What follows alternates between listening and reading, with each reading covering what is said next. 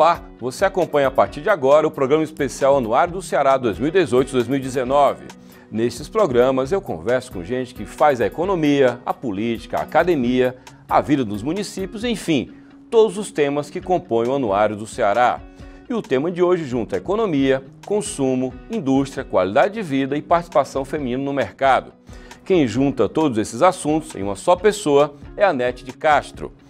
Ela é vice-presidente da indústria de eletrodomésticos Mallory e líder no Ceará do movimento Mulheres do Brasil.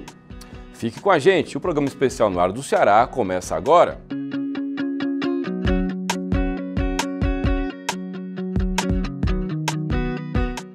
Nascida na Inglaterra, Anete reside há mais de 30 anos no Ceará. Conhece, portanto, a realidade cearense, não como algo para, digamos, inglês ver.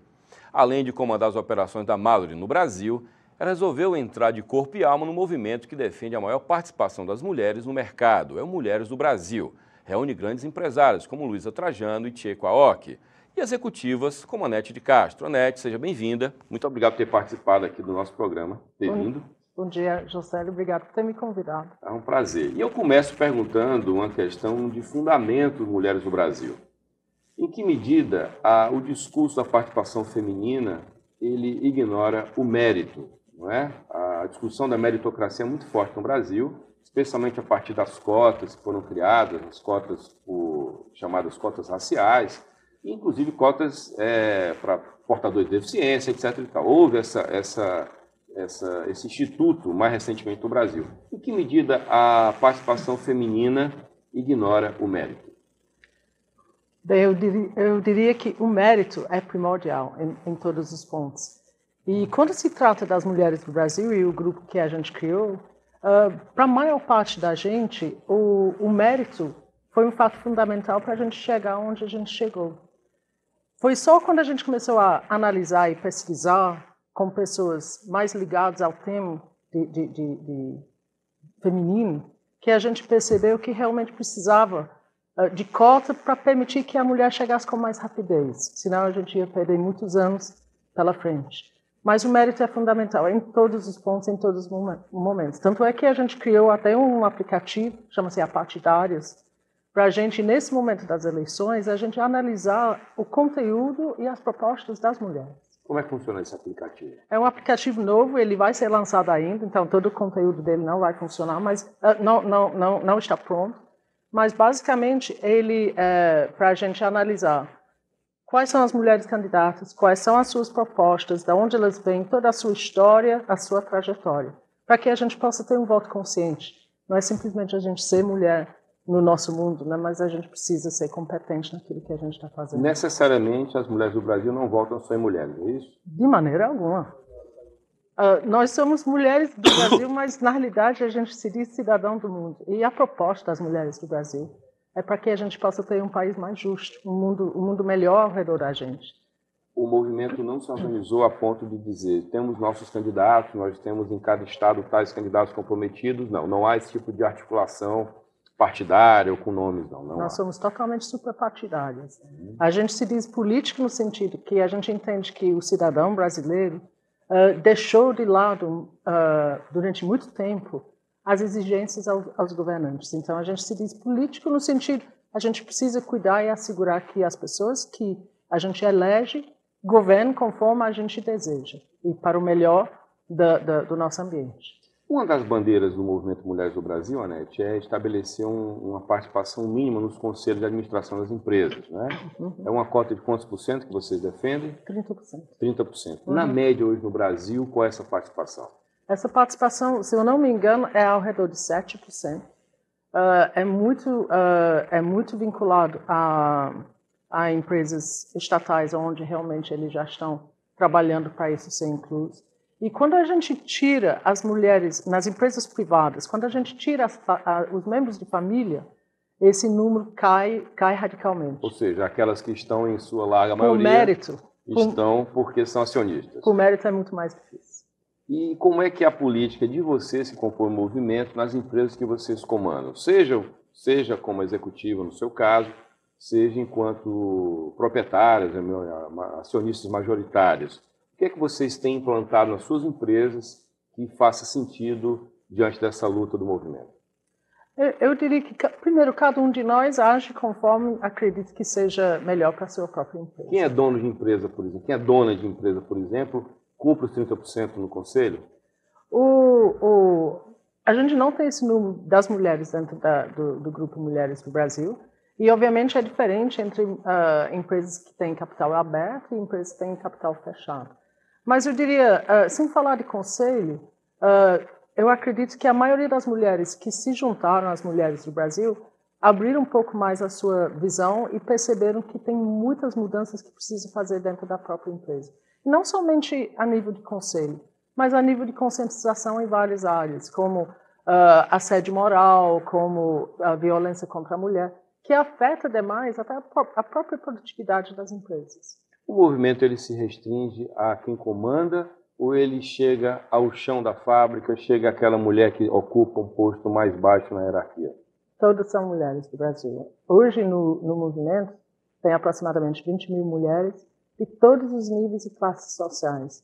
Líderes de associação, Paraisópolis, que são muito fortes dentro do grupo.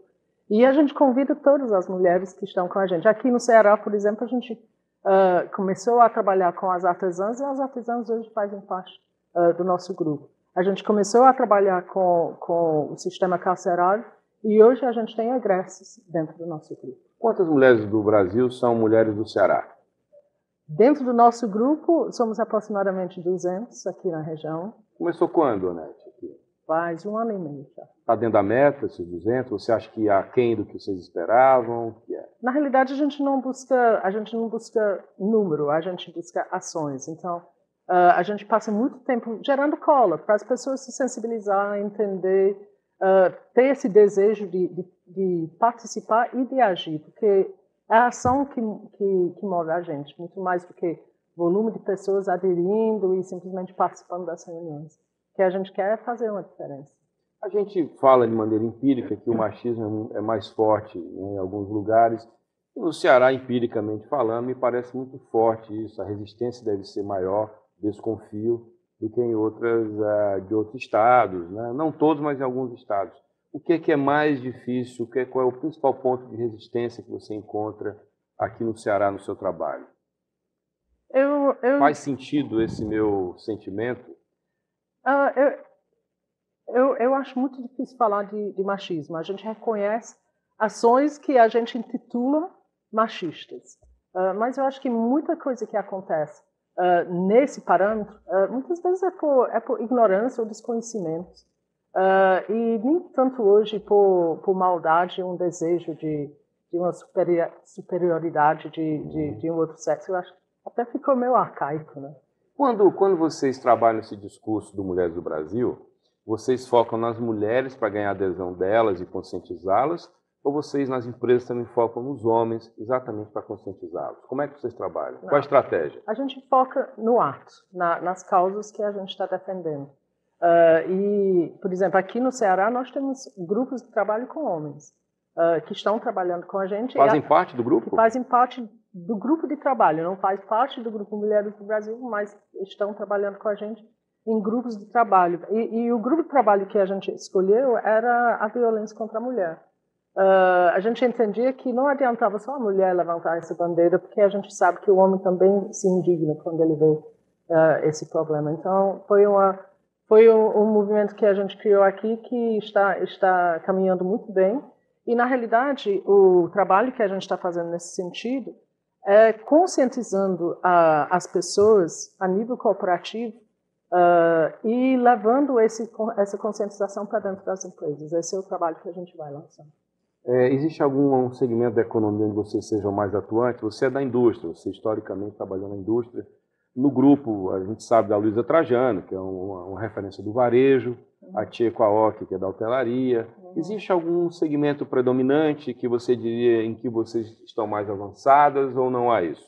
Não, tem mulher em todos, você já falou, né? Indústria, varejo, turismo, advogados, donas de casa. A gente tem todas as mulheres dentro do grupo, todos bem-vindos e todos atuantes. Qual é a estratégia de vocês para atuar com, digamos, não vou nem dizer criança, porque criança ainda está numa fase muito embrionária, digamos assim, da vida, né? mas com adolescentes, que a gente sabe que é um público cada vez mais ativo, cada vez mais bem informado, cada vez mais crítico, né?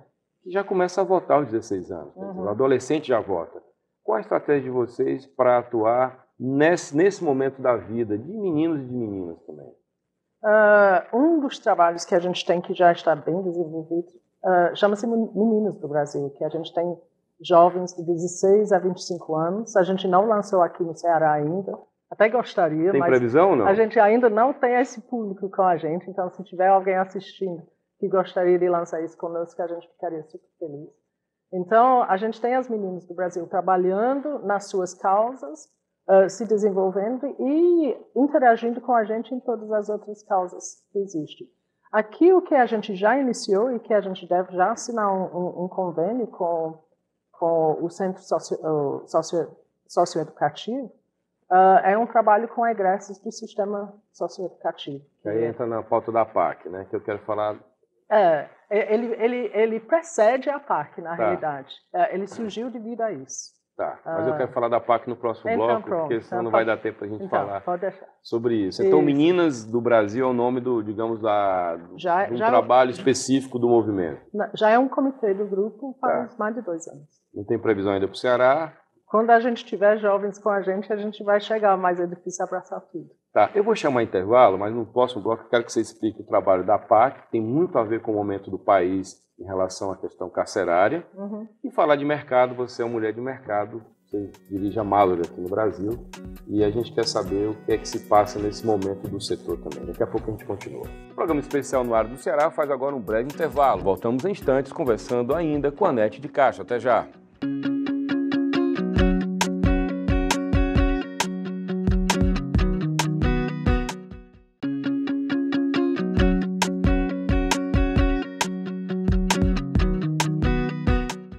Estamos de volta com o programa especial Anuário do Ceará. Converso nesse bloco novamente com a empresária e líder do movimento Mulheres do Brasil, Anete de Castro. Anete, deixa eu no ar uma questão.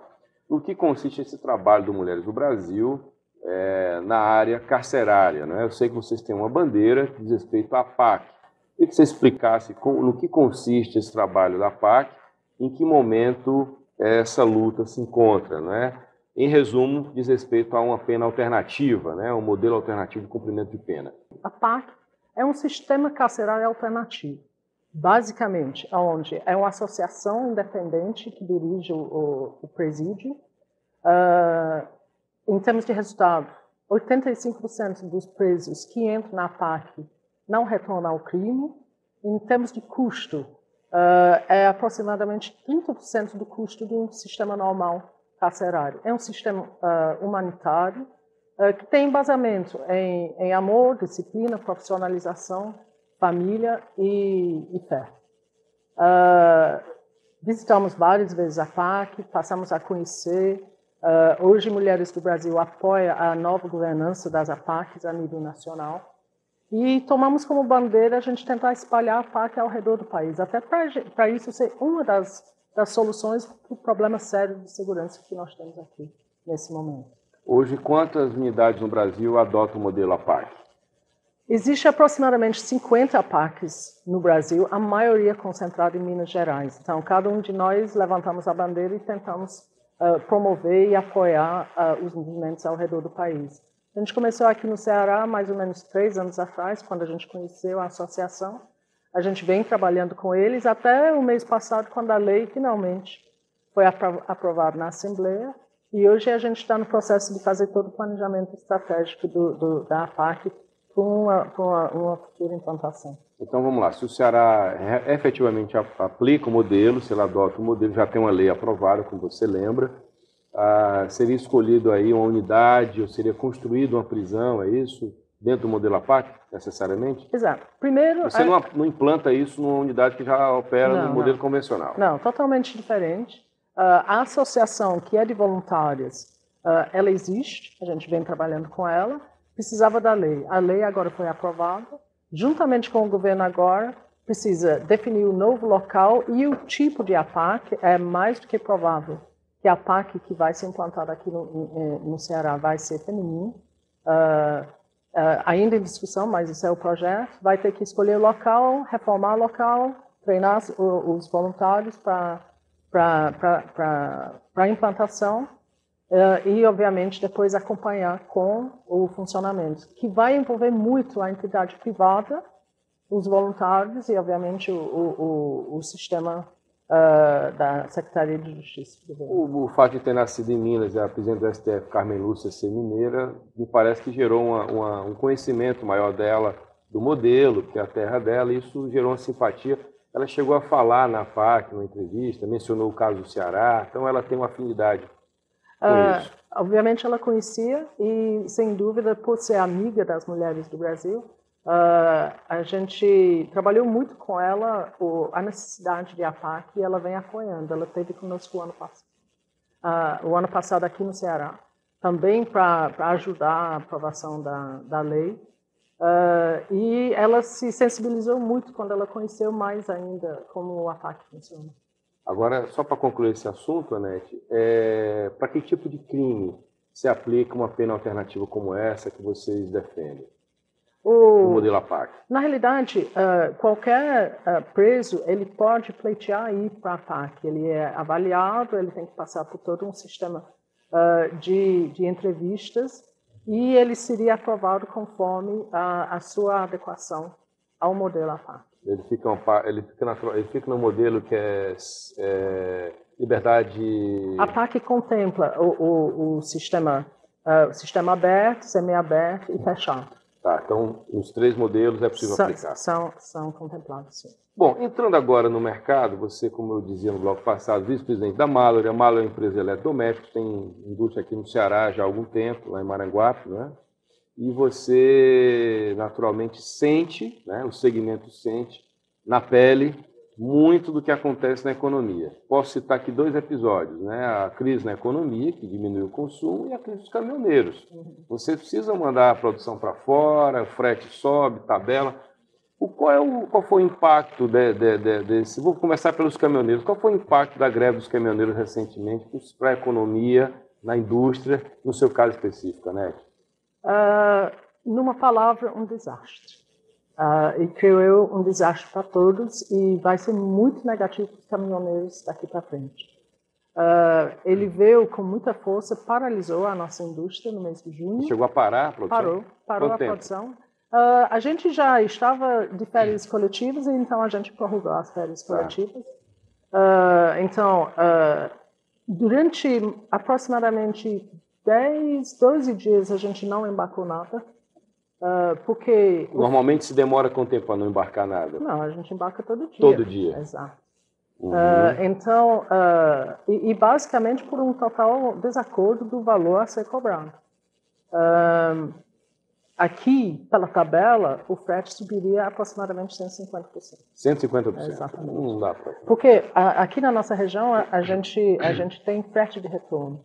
Então, é justamente uma maneira do caminhoneiro otimizar a sua rota. Não voltar vazio, né? Não voltando vazio. E se for aplicar a lei, inviabiliza totalmente as indústrias, sobretudo as indústrias linha branca, eletroportátil aqui na região. Vocês teriam que comprar uma frota própria? É um caminho que muitos adotam, né? Muitas empresas já partiram para isto.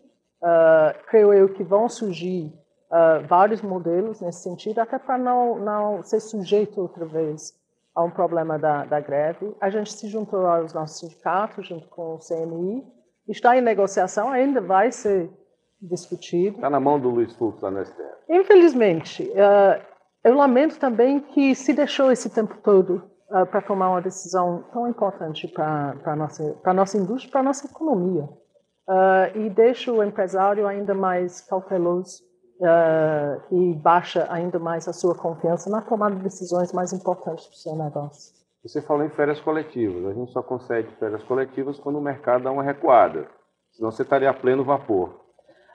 A Mallory é um pouquinho diferente. Por ser uma empresa que tem uma volatilidade devido às sazões, a gente trabalha muito com ventilação e o Brasil só tem calor no sul 6 meses no ano. Então, normalmente, a gente programa férias coletivas pelo menos 10, 15 ou até 20 dias no mês de maio e junho, que é a nossa época de baixa estação. No Ceará, naturalmente, você tem ventilador o ano inteiro. Né? Graças a Deus. No Ceará, no Norte, no Nordeste. Mas a Marley não só produz, ela também traz muita coisa da China, né? O que você produz no Ceará e o que você traz da China? A gente fabrica ventilador, liquidificador e batedeira aqui em Maranguape. E a gente traz da China o complemento da área de cozinha, como sanduicheira, blendas, grills. A gente tem toda uma linha de cuidados pessoais também que vem da China. Toda uma linha do lar, ferros, aspiradores, também vem da China. Na realidade, a gente tem uma dependência muito grande na China devido aos insumos também. Os nossos motores são chineses. Então, a variação cambial que a gente sofreu também esse ano prejudicou muito o ramo de eletroportáteis e, infelizmente, vai gerar uma inflação na precificação, na ponta, para o consumidor. Ele começa a sentir isso quando? Ele já deve estar começando a sentir. Todas as indústrias estão precisando repassar. As margens hoje em dia são muito reduzidas. Então, quando você tem uma variação cambial de mais de 20% em menos de 6 semanas, é impossível, ao longo dos próximos 3 meses, você não repassar. Todo mundo trabalha hoje com baixos níveis de estoque para ter mais eficiência, para aumentar um pouquinho a rentabilidade do negócio, para trabalhar o ciclo financeiro. Então, infelizmente, os preços a gente já começa a ver um movimento no ponto de venda. A partir do mês de setembro, provavelmente todos os repasses vão ser feitos. Anete, qual o sentido de produzir no Brasil ainda se a China é o que é? É uma provocação. Você produz 3 itens, você falou 3, se eu não me engano, aqui no Ceará. Por que não é tudo logo na China? Bem, E aí, complementando a pergunta, qual é a perspectiva de diminuir a importação da China e fazer aqui? Qual o sentido que faria também? Eu diria o seguinte, primeiro, 50% do meu faturamento vem da China, 50% é produzido aqui. Entretanto, eu tenho muito insumo, então a gente depende da China nesse sentido também. Produzindo aqui, você controla melhor, você tem mais rapidez na mudança de portfólio de produtos, se você precisar fazer uma mudança, se o mercado se modifica. A produção está embaixo do seu nariz, então você não depende de uma outra economia. Eu diria que uma dependência tão grande num mercado tão diferente e tão poderoso é um ponto negativo. A China, amanhã, ela pode reverter toda a sua política e a gente vê que ela reverte as suas políticas com muita rapidez. O consumo na China está crescendo, ela tem um mercado nacional que absorve muita coisa, que diminui a nossa capacidade de negociação com a China. E, afinal, você fazer uma coisa no seu próprio quintal, você empregar as pessoas na sua própria região, isso te dá muito mais confiança no seu negócio como um todo. Então, aonde a gente poderia fazer uma mudança e trazer para cá, a gente faria. E eu não diria que é só a Mallory, eu diria que todas as empresas de portáteis gostariam de poder fazer isso aqui no Brasil. Você lá na Mallory trabalhou um reposicionamento recente, né? Investiu em design, lançou uma linha nova, trabalhou marca, enfim. Vocês com esse reposicionamento, vocês mudaram um degrau no perfil do consumidor ou vocês se qualificaram para o mesmo público? A gente agregou produtos para o mesmo consumidor da Mallory. A Mallory ela tem um consumidor muito abrangente. A gente obviamente, quando se trata de ventilação, você pega um público muito mais C e D, mas quando você vai para a linha de cuidados pessoais, você vai muito mais para o público A. Então, a gente tem uma abrangência muito grande que até dificulta a nossa vida, mas a gente parte do princípio que a beleza do produto que a gente utiliza, o toque naquele produto, é igual para todos têm o mesmo desejo. Então, a gente investiu muito em design, tanto nos produtos de primeiro preço, como com os produtos de maior valor agregado. O fato da matriz no Brasil ser no Ceará fez com que até o design fosse também aqui no Ceará, que é uma parte qualificada do negócio. Exatamente. O Ceará ele é habitado por indústrias que apenas produzem aqui. São estrangeiros, não tem relacionamento com a cidade, posso citar aqui Grendene, tantas de calçados. Isso é determinante, Anete, né, para a economia. Você ter a etapa mais qualificada como design. Né? Você fez tudo aqui. Fizemos tudo aqui e a primeira mudança que a gente fez na Mallory foi instituir um designer E o designer, ele não trabalha só o nosso produto, ele trabalha com a gente em todos os momentos, desde a concepção, a maneira que a gente vai vender o produto. Foi o Marcos Braga. O Marcos Braga, ele está com a gente desde o início. Ele participa em todas as esferas do negócio. Você foi para a China com ele? Também, fomos para a China, fomos para a Itália, para a feira de design. A gente trouxe cor para os nossos produtos, né? E trabalhamos muito a cor. Primeiro, a gente é uma terra quente, né? Uma terra calorosa. E a gente trouxe a cor para dentro de casa, para o nosso dia a dia. E também para dentro do nosso processo. Eu acho importante a gente ter um elemento diferenciado dentro do processo, não ser simplesmente um processo muito rígido. Um commodity só, né? Exatamente. Muito obrigado, Anete. Então, boa sorte a todas as mulheres do Brasil e na Mallory. Muito obrigado. Obrigado, pessoal. Eu conversei no programa de hoje com a Anete de Castro, que é vice-presidente da Mallory e líder do Mulheres do Brasil. O programa especial no Área do Ceará fica por aqui. Lembrando que você pode ter acesso aos dados mais importantes do nosso estado também pela internet, pelo Anuário do Ceará, www.anuariodoceará.com.br.